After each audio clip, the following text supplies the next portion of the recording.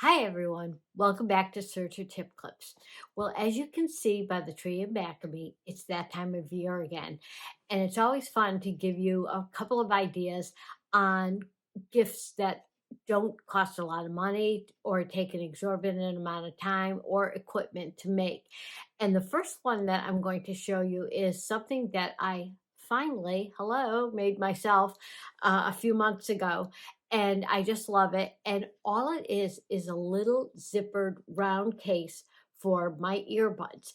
And I don't have the wireless ones. Mine have the wire.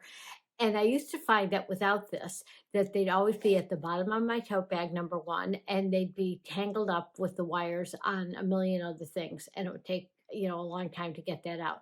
So this has solved that issue completely. Now, I just used some quilting cotton, and I decided since it's Christmas time, I'd use red, but you can use obviously any colors or that you want. I embellished mine with the stack cover stitching and chain stitching. If you do not have cover stitch capability on your serger, by all means use something like a reverse flat lock, or also you can do pin tucks or anything else. Or if you even wanted to incorporate some of your beautiful built-in decorative stitches on your sewing machine, that would also make a very pretty case for your earbuds or for somebody else's to give to them. And if you don't need these for earbuds, you can also use it for jewelry and all sorts of little doodads that sometimes kind of get lost in the shuffle if you're just throwing them in your bag. So I want to walk you through all of the different steps on this. I have a little tassel as a pull on this, and you've seen other tip clips where I showed you how to do that. So I can refer you to those also. But also for the stack cover stitch and chain stitch that I did on this one, I also have a previous tip clip that you can look at to see how to do this. So I will go through all of the steps. We have a couple of table shots to walk you through all the different components and everything. But let's go over to the machine and the table and take a look at how this goes together. I think you'll like it. Let's look at the components for the earbud case. I have two 6-inch squares of quilting cotton for the front and back. On the wrong side, I fused OESD's Fuse and Fleece. You can use whatever fleece you prefer or a fusible foam. There are also two 6-inch squares of quilting cotton for the lining. You will also need a zipper that is at least 4 inches longer than the edge to which it's being attached. And I've already embellished mine with a stack cover stitch, but you can choose any type of embellishment that you prefer. Before we go to the machine to construct our earbud case, let's take a look at the pieces so that we've got everything organized. I have my zipper, which is obviously way longer than 4 inches longer than the length that I need on the case. I have my back piece that's embellished, and I'll leave that whole, but I split the front piece in half because I have to insert the zipper. And I did the same thing for the lining piece. Here is the whole lining piece for the back of this, and you can see the fleece on the back side of the front and back pieces. So I have a C16L foot on my 890 machine, and that is the large piping foot. But again, just because it's called a piping foot doesn't mean you can't insert a zipper with it. It's fantastic for that. So you'll see that in just a minute. So how we're going to do this is I am going to take one of my public side of this, the front side of it. I'll put my zipper right sides together with that and give plenty of length hanging off of either end because I don't want to bump into it with the zipper pull or stop with my presser foot. And then I will put the lining right side together with the fabric on top of that. So it really makes a sandwich. So if you think of it, uh, the outer side of the case is one piece of bread. My zipper is the filling, or I like to say the peanut butter and jelly. And then My lining piece is the top piece of bread.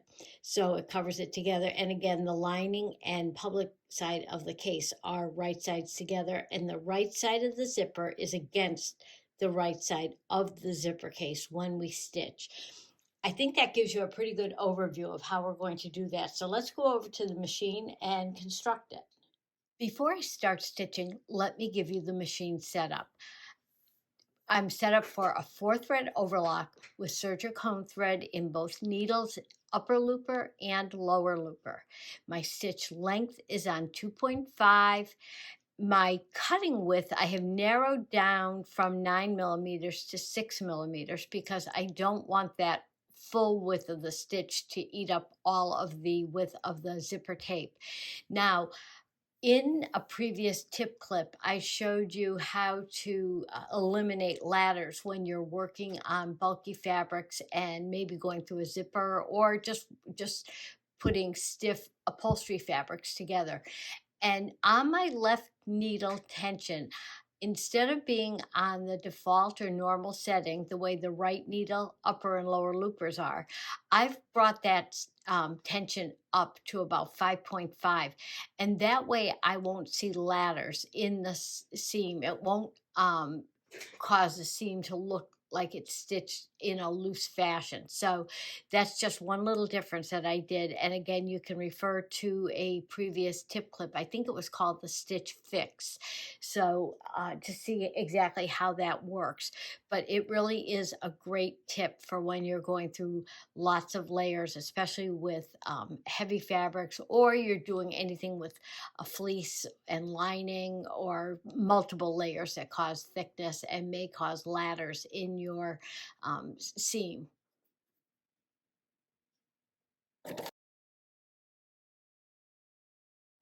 And you can see just a little bit of the fabric and zipper tape are getting skimmed off, but that's not a problem. I've got enough width to work with. And now that I'm at the end, what I'm going to do is I'm past my fabric, so I can just lift the presser foot and pivot. I have my knee lift in, and I can pivot off and just stitch right off because part is going to be cut off of the zipper tape. So let's take a look when we open this up, and you can see there's the right side of my zipper against the right side of the fabric. I'll give this a press, and we're going to do the second side. I came back to a table shot just to show you where we are on this. So here is my zipper all inserted. You can see tons of extra length on both ends. And this lined up exactly the way I wanted it to for the stack cover stitching. Here's the back side with my lining in.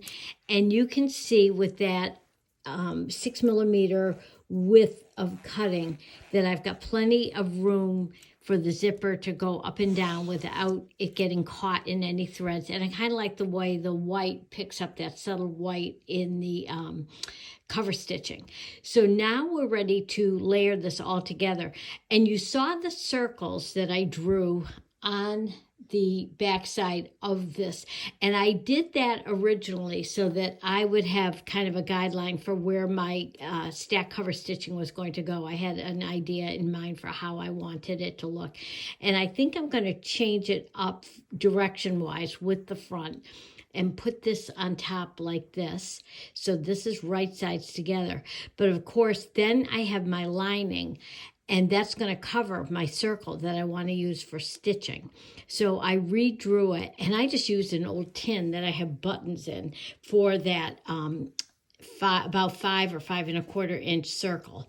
And I put that on top. Now, because I've got all these layers together, I'm going to wonder clip around the perimeter. But I want to remember before I do anything to make sure that I open my zipper, because when I stitch around, I don't want to cut that off because I am not super talented at getting these zipper pulls back on the teeth if I cut them off. And I have done that. We've all done it, I think. So I'm going to take this off, open this up part way, but I want to keep those teeth together pretty well. I want to keep that nice square side, so I'll put those on top.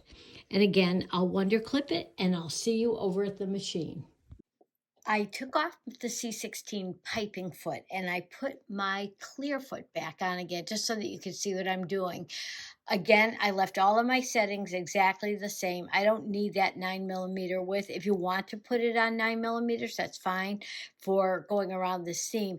And what I'm going to do is just trim off this excess fabric around the square and try to keep my circle, the line that I've drawn on that, pretty even with the knife. If I'm a little bit off, again, it's not a big deal. And if you have, if you're kind of new and you're not used to doing curves, again, if you want to make this any shape that you want, square, rectangular, that might be easier to do straight sides. Perfectly fine. It'll be very handy and helpful no matter what shape it is. So let me put my presser foot down, and I have my zipper open. My Wonder clips are holding everything aligned, so I think we're all set on that. And I'm going to just start stitching.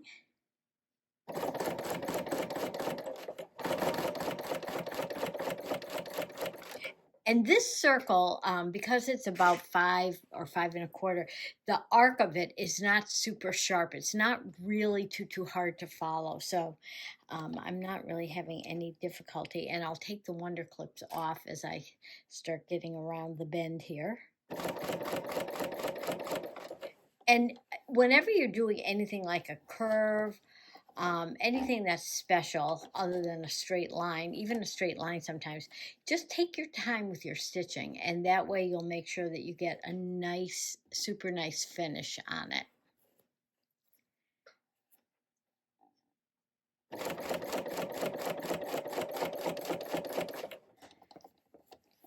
And this is going through quite a few layers, so I'm kind of moving this off for what's being cut off. And it probably would not have been a bad idea to trim off some of this before I started, but that's okay.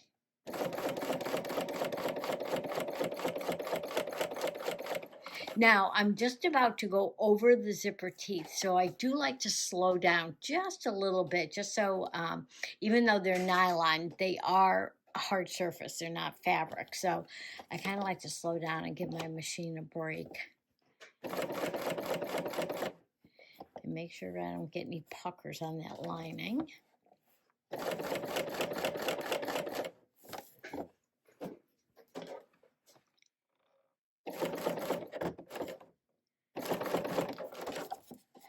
all this stuff out of the way. And it kills me when I see some of my stack cover stitching getting cut off, but oh well, that's the way it goes. Nothing you can do about that.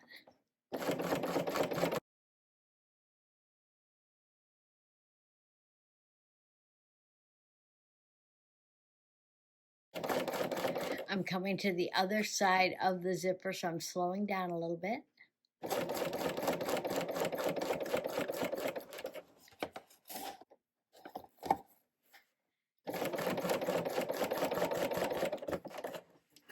I'm going to just trim off this thread chain at the beginning, get that so it doesn't get hung up in my stitching.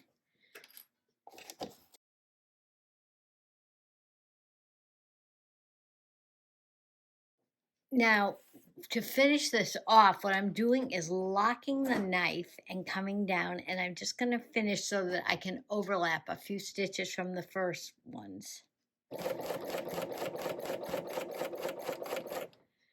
That's good. Raise my presser foot, chain off. I'll open this up, turn it right side out, give it a press, and I'll be right back. Thanks for joining me today. And as always, leave your comments and questions below. I'll get back to you quickly. You can always email questions to me, gail@gailpatrice.com. And thanks for watching today. Happy sewing and serging.